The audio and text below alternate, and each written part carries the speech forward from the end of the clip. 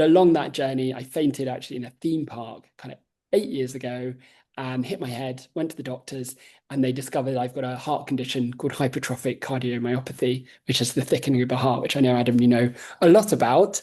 And so this has kind of really driven my kind of need. And kind of 4 years ago, I told I might need a heart transplant, which was big news. And I realized that if something happened to me, I needed to write this book. And Okay, folks. So today, I'm here with James Eder, who is an incredibly interesting individual. And without me going into too much information on my intro, I'm going to allow him to tell us a little bit about himself and his journey. James, thanks for joining me. Fire away, my friend. Oh, Adam, it's so great to be here. Thanks so much for the invitation. And I feel like how we met is really the essence of what this is all about. So a lovely gentleman called Richard introduced us. I think it was just a few days ago. And immediately when we connected, and obviously with the heart, and you'll hear a bit more about kind of a heart perspective, my heart background. But so it's such a pleasure to be here. Thank you. And thank you for listening in, those tuning in. So yeah, my name's James. I feel like I've always been an entrepreneur and kind of very entrepreneurial. And I guess it kind of highlights three kind of main events of my kind of background. Went to the University of Birmingham and I graduated and set up a company called Student Beans that hopefully some of you may have heard of. But if not, it was originally a student discount platform where students log on and print out vouchers, take them into the local shop or service. And now that business has grown. I co-founded it with my brother.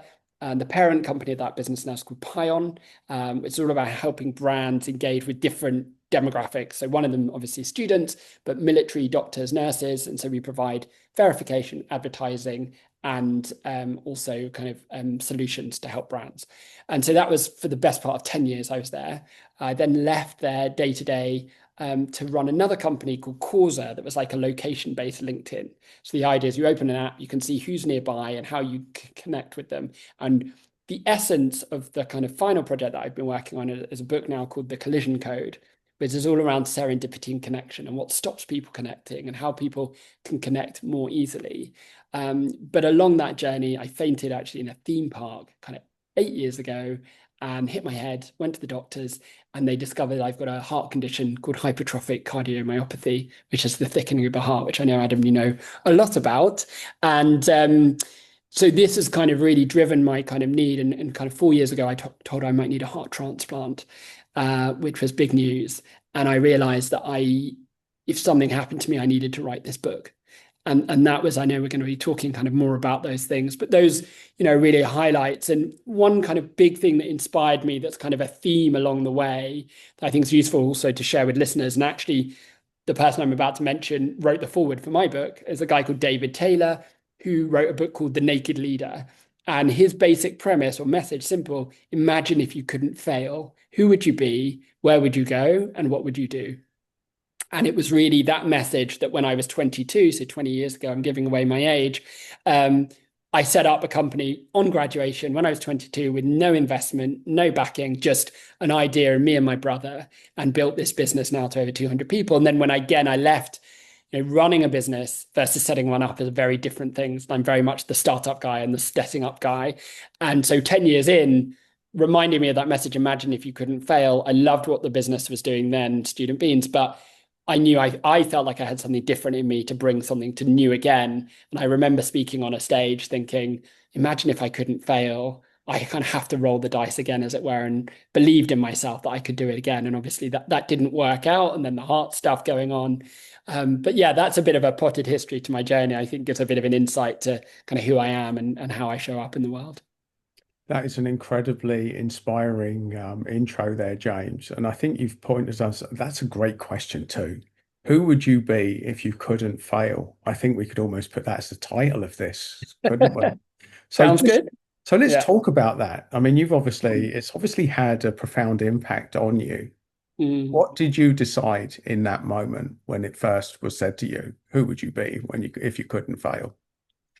I think the key thing, and for anyone listening, really, in life, when that fear of failure is removed, I think we show up in a different way. And I felt very compelled that I didn't want to be a cog in a wheel. I didn't want to go and work for somebody else being told what to do with kind of limitations around that. And, look, I'm a big believer, if you feel like if all of us that have big ideas don't go and work for other companies, then other companies don't change. So I'm not saying everyone has to go and be an entrepreneur because but if there's something that you believe in, that you're committed to, that you want to show up in the world and help. And that was like who I wanted to be, was someone that created something that the cog in the wheel for me, I think, was a really big thing of like, I just didn't want to just go up and move things from pile A to pile B. I wanted to create something and to have something that really made a difference for people. And I think, I got that kind of from a leadership perspective. I was involved in a charity organization called ISEC when I was at university, which is like an international student-run organization created in 1948 after World War II with a view of cultural understanding. If you go and live and work in another country, you're not going to want to go to war with them. And it's very idealistic. And I feel like in 2025, it's more relevant today than ever. And I feel like those experiences, so I went and worked placements in the Philippines and Colombia, they were all sponsored by these companies from HSBC and British Airways paid for those flights. And I feel so grateful that they invested in me, that gave me a different world outlook and a different perspective, that when it came to graduating, I kind of had, I think, very strong ideals for what leadership was and the importance of contribution and how you can show up for other people. And I interestingly heard Jacinda Ardern yesterday afternoon, the ex-Prime Minister of New Zealand, speak. And it was just so inspiring, and her leadership style and how she showed up and the importance actually of contribution, like giving her joy. And it really resonated with me that actually when we show up and we're shining our light and helping other people, that gives me joy. And I think it's about, for you, what gives you joy and how you can follow that. Wow. I mean, that is incredible. So you knew exactly what you didn't want, and you were going to create something out of scratch. So Mm. when you decided to create it, what was your main aim? Was it to solve a problem that you knew that you had? Was it to help a certain demographic? Was it to change the world and inspire them? What was your primary motivation? Yeah, so I think it fits in a couple of things. One is, and I'm sure either you're listening and you're that person, or you know someone that's the discount person. That person that always like, oh, there's a deal here, we should go here, or there's 2 for 1 here, or there's this voucher, or there's a coupon in the newspaper, whatever. That person is always, that was me. And anyone that met me when I first started was like, you have created a business in your personality. I was that person. And so there was definitely like this need. And funny enough, at university, I worked with over 30 brands doing promotions, doing events, I organized a summer ball where we got 20 different brands involved in different promotions. And I remember free coffee. So Cafe Nero for the summer ball, I convinced people. Again, this is one of actually the stories in the book. So a friend of mine was running the summer ball committee, and she's like, maybe we could have someone do sponsorship. And I don't think they'd ever kind of thought about my concept of sponsorship. It was like, again, being given an opportunity, and it's almost an excuse. And this is what I talk about in the book. I then had the playful opportunity to speak and reach out to any brand. Because instead of just calling and say, hi, I'm a student, give me free stuff. I'm like, hi, I'm a student organizing a party for 600 people, captive audience. Do you want to give me something? And I did a 3-tiered approach. So again, from a lessons learned, if people want to takeaways from the podcast today, if you're ever asking for something, generally you want to make it as easy as possible for people. People do want to say yes, and make it as easy as possible for people to say yes. So I use this like 3-tiered approach. So the first thing I said is, will you sponsor the event? So I asked for money. And that's like the bigger ask. But then you've got smaller asks that then they find it easier to say yes to something else. Because when they say, oh, no, sorry, we don't have budget, I then go, okay, not a problem. Well, actually, would you like to provide something for the ball pack? And the ball pack, my idea was, let's get a bag. And we ended up getting bags from United Colors of Benetton. And I remember the first meeting I went to from the ball committee and after sponsorship, and I said, hey, everyone, I've got this bag. And they all look at me going, well, what's in the bag? I go, nothing yet, but that's not the point. The point is now we have a bag that I can go to other sponsors and say, put something in the bag. And they all looked at me and kind of laughed and said, yeah, whatever. But each week we had these meetings. I got free condoms from Durex. I got lollipops from Chuppy Chups. I got bookmarks from Waterstones. I got Cafe Nero gave us coffee cups. And if you took the coffee cup into Cafe Nero, you got a free coffee. And all of these things just was created. But then if they said, we can't give you something for the ball pack, and I said, well, give me something for the raffle prize. We're going to be raising money for charity. So you can then give just one prize for the raffle. So Lush, for example, gave us a discount voucher for everyone, but then 3 boxes of Lush kind of cosmetics, which then meant my room smelt of Lush for about 2 months before before the event. Everyone walked past my room going, why does your room smell of a Lush shop? But again, I'm giving you these examples of like using something, using an opportunity. A lot of other people were like, okay, sponsorship. I asked a few people for money and I didn't get it. But by the end of my opportunity and my time, I used it as this excuse to reach out to all of these, some of the global brands, amazing. We got News of the World gave us newspapers for the morning. We had a karaoke breakfast. So I've got this amazing photo of just hundreds of people just sitting there reading the paper, kind of half asleep, but kind of engaged in this thing. And again, the branding opportunities, creating these like moments. And, so it was all those insights going, look, I know brands are really interested in students. Why? Because they're the future, they're the next generation, they're away from home for the first time, they're going to be making choices. Again, restaurant brands, chains, Pizza Express, Wagamama, students living all over the country are living in maybe smaller places that they don't know about those new brands, and they're going away from home for the first time, having an opportunity to go to those brands at a discounted opportunity means then that they then build that custom so that over years, not just when they're a student, but then when they graduate and obviously paying full price, etc. So I knew that was all there. And I thought, okay, how can we marry this up? How can we engage and help students save money and how we can help brands engage with this audience? And so that was absolutely from day one. But I think we called ourselves Student Beans as well. My brother actually came up with the name and I love it still to this day. And it's the idea around it was like baked beans on toast being the staple diet. And so student beans to become a staple for student life. And we were very intentionally, there were other things out there called student discounts or, using that, I guess, word in it. But I think there was a real insight to have something as a brand that stood on its own, that then we defined that meaning and we built it out and what it, now known. Now I've said it so many times. I remember a few friends at the beginning like, I'm not sure about the name, not sure about that. But I think it has stuck and it's done us very, very well and differentiated us and something very memorable. For sure. And I mean, that is a great inspiration. And not only that, but for young entrepreneurs as well. Because obviously you have identified a target market Mm. and then you've identified a lot of brands that would be interested in connecting with that target market. And having that insight so young, how's that helped you moving forward, James? I mean, obviously you've built up a relationship with a great demographic at a very young age. How have you Yeah. evolved that as you've moved forward? Yeah, it's interesting. I think there are so many things I learned, and one of them is, I guess, this persistence and the resilience and not taking no for an answer. And like, I feel like also it's really prepared me for my heart health journey as well, in a sense of, if you've been told that you've got a chronic illness, navigating that and also not taking no and not just accepting what you've been told and how you can proactively manage your health as well, within the constraints of kind of the health system, which they are amazingly supportive, but at the same time, if you're just reliant on them, and a good example is, I was on some medication that really wasn't serving me, that was really bringing me down, was bringing my heart rate down, that meant I couldn't really function. I have heard, I run a North London support group for cardiomyopathy, and I hear other patients kind of just accepting it.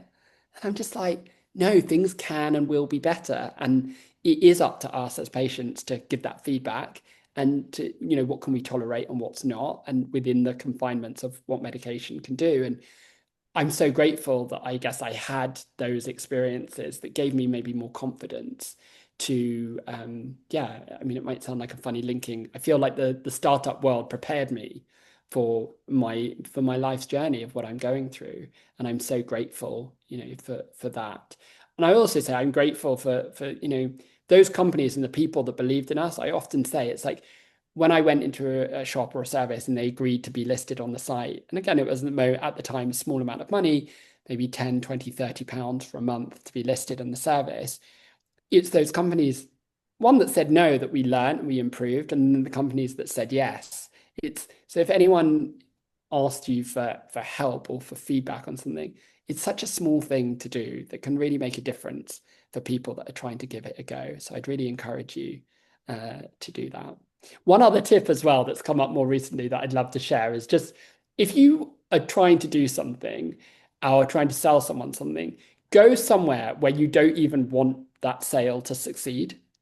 So the example is, say I want to get pizza. I'm organizing an event, a student event for 30 people, or a company event or a charity event for 30 people. So I want to go and get pizza for free. And the idea is, the proposition is, we'll promote you to the audience in the tickets, we'll promote you, etc. And in exchange, we just want 20 pizzas. If 20 pizzas is too much, you could say, well, give us 10 and we'll go 10 from another place. Coming back to my original point is, go to a sandwich shop or go to McDonald's and ask them for sponsorship just to practice what you're going to say, knowing 100% that they're going to say no. Because that will give you then, you've then practiced it and you know that they're going to say no already. So your expectations are also very low. But if they then say yes, then it's okay. And a student, again, I gave that feedback to a few weeks ago. They sent me a message back going, oh my God, that was so useful. And I ended up getting a milkshake out of it. And the manager was like so friendly and like wanted to help me, but obviously it wasn't relevant, but that's okay. And you could see it's just like by practice, I feel genuinely you're never ready to do something until you've done it once. And when you've done it once, then you know that you can do it. And then that's how you build and that's where you start. That's great advice. And I think anyone in business or entrepreneurial enterprise or just in life could take something out of that. And based on what you said, there's so many potential segues. I could go with the questioning now. But obviously, I mean, being the heart guy, I would be remiss not to bring up, your cardiac condition. Mm.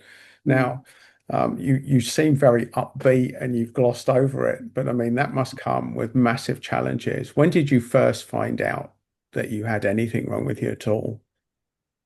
Yeah, so it's interesting. It's like there's finding out and then there's finding out. I think I literally found out I was in a theme park. It was 8 years ago, just over 8 years ago, and I fainted just after I got off the log flume and I tried to run so I wouldn't get splashed by the water coming down.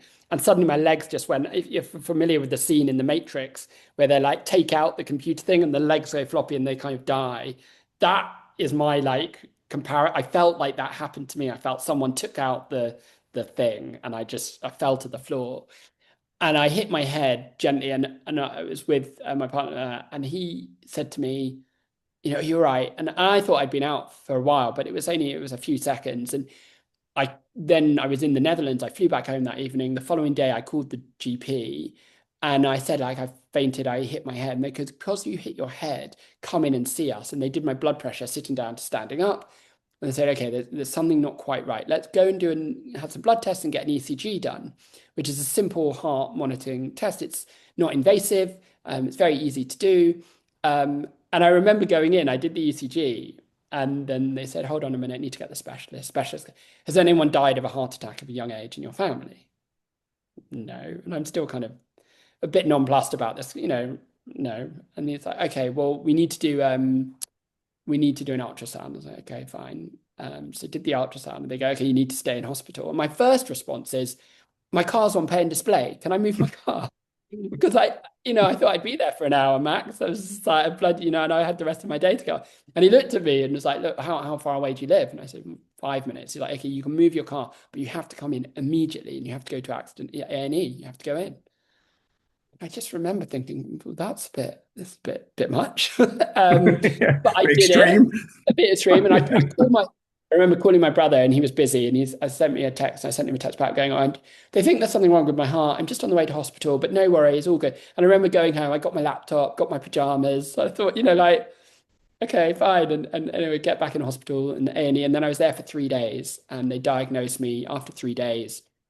And hypertrophic cardiomyopathy, it's the thing people might have heard it from the thing that marathon runners and footballers suddenly collapse and die from. So it is very serious. 1 in 500 people actually have it in the UK, but many people don't know they have it because it doesn't present symptoms.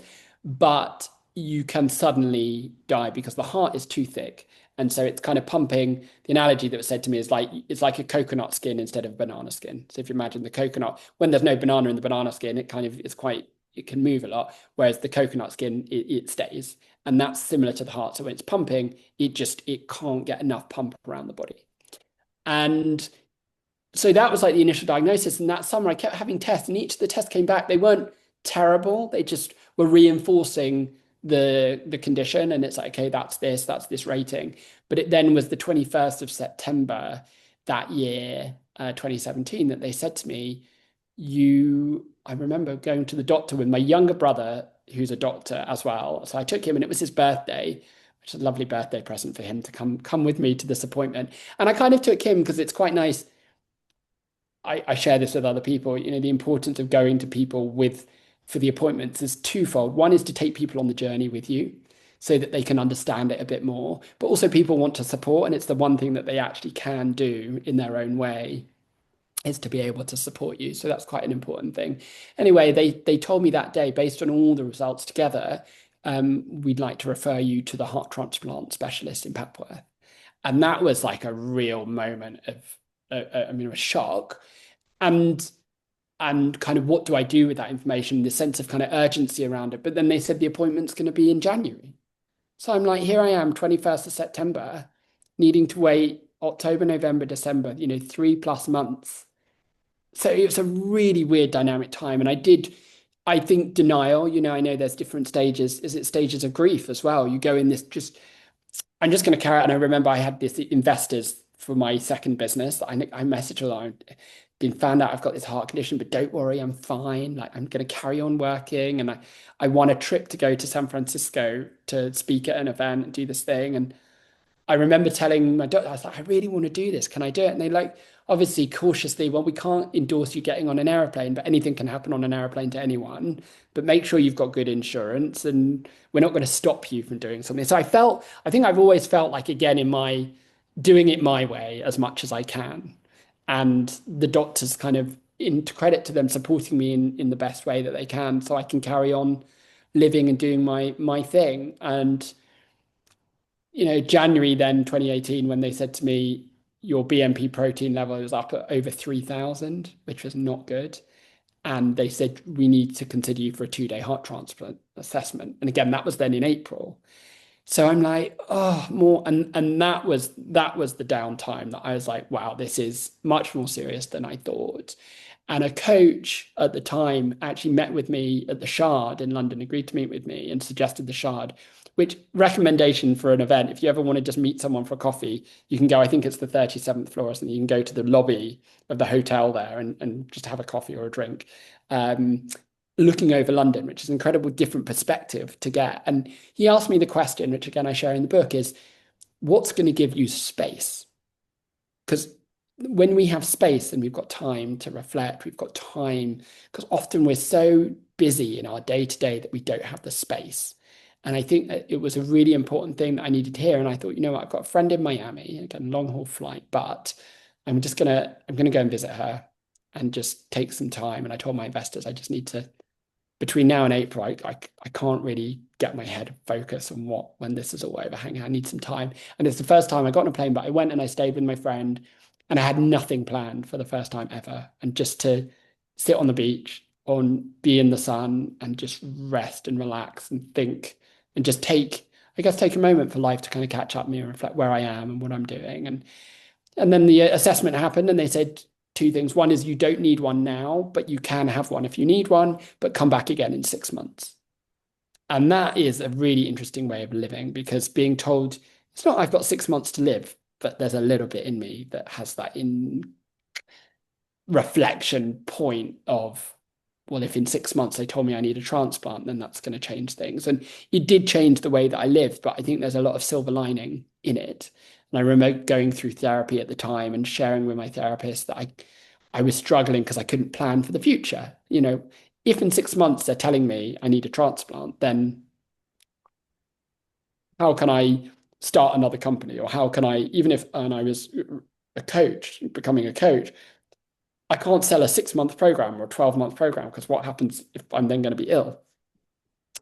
So she goes, well, what happens? Why do you need to? And it was a really interesting reframing. So I ended up having a client start, and I said to them, look, I can't commit to a long-term engagement. But what we can do is have a session, decide the frequency of sessions, and each session will check in to make sure we're okay for the next session. And there was a real freedom to that approach.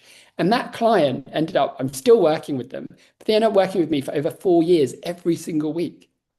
And like, I would never have signed off a 4 year engagement working with someone up front or asking them for money up front for that. But on the fallout of it, it enabled me to create an amazing life of work-life balance, working with people. And the more I've shared openly about my heart condition, the more opportunities have come to me. And I'm just so grateful because initially I was really scared if I told someone because I felt like maybe they wouldn't trust me, maybe, and again, from a time perspective, why would someone work with me as a coach if in 3 sessions I can no longer work with them for my health? But my clients have given me a huge amount of strength because I've only ever cancelled. It was once when I was in hospital and there were beeps.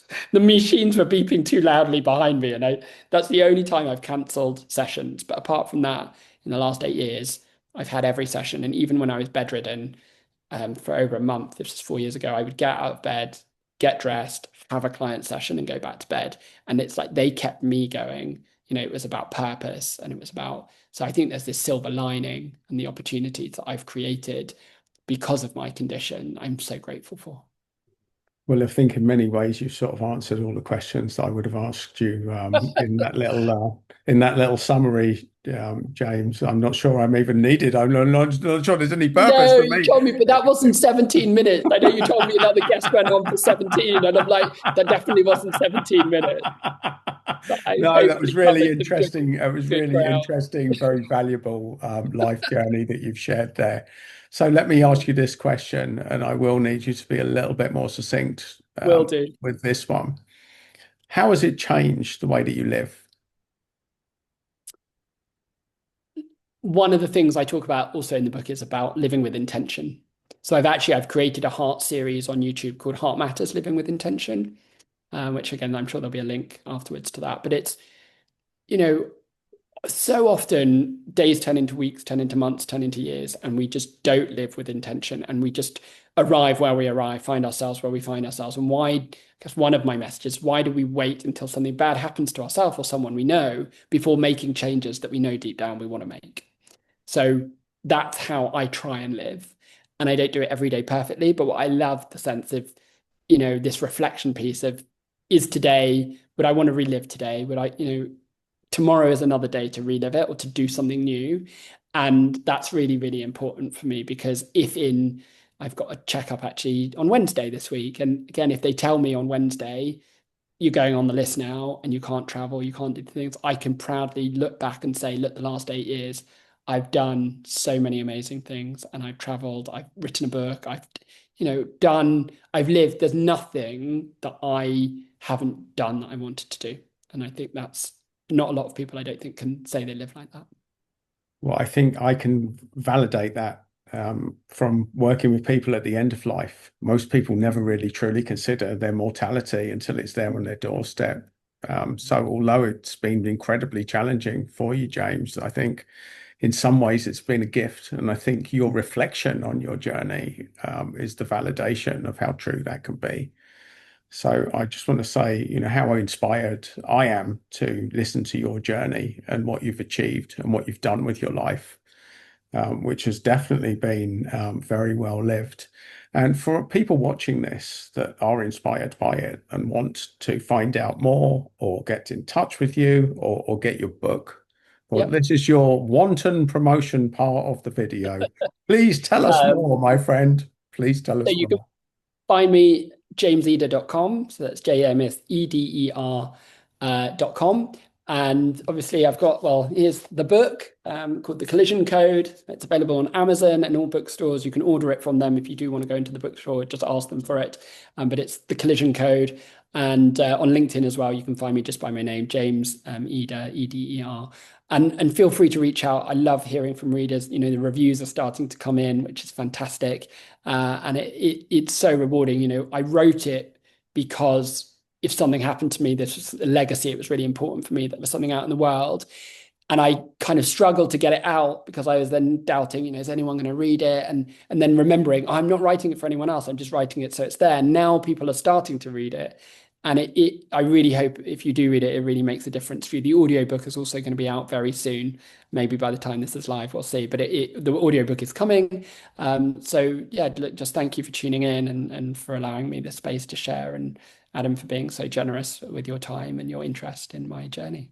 An absolute pleasure, James. And as a sign off, what advice would you give to people facing really challenging situations in their life right now?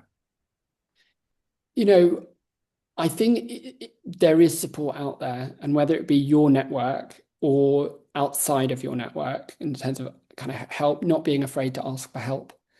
And there's so many times, even when I meet strangers, I stop myself from saying I've got a heart condition, so I need to walk slower, or I need to, even the simple things. And every time I do say it, they're like, "Oh, my brother's got that," or "Oh, I know some. Oh, can I help with anything? Can I do anything? Can I support you?" Or, and we want to help people. But often we don't ask for that help. So I'd say, please. I've actually started something called Mentoring Mondays, where people make a donation to the Heart Foundation or Cardiomyopathy UK, and then have a mentoring session with me. And that's something I've just done my first one today, and I just launched it last week. And again, it's my way of, I say I can't run a marathon with my heart condition, but I can write a book and I can help other people. And so that's how I'm raising money as well. So, the help is out there. Don't be afraid to ask for it. And I really wish you the best with your luck with your journey and everything that you're doing. Well, thank you so much, James. I think that's brilliant advice. A very inspiring story and journey. Thank you for your time and for joining me today. And for anyone that's watching this, get in touch with James and find out what he's doing. Um, if you want to be inspired, you definitely will be. Thanks, James. Thanks, Adam.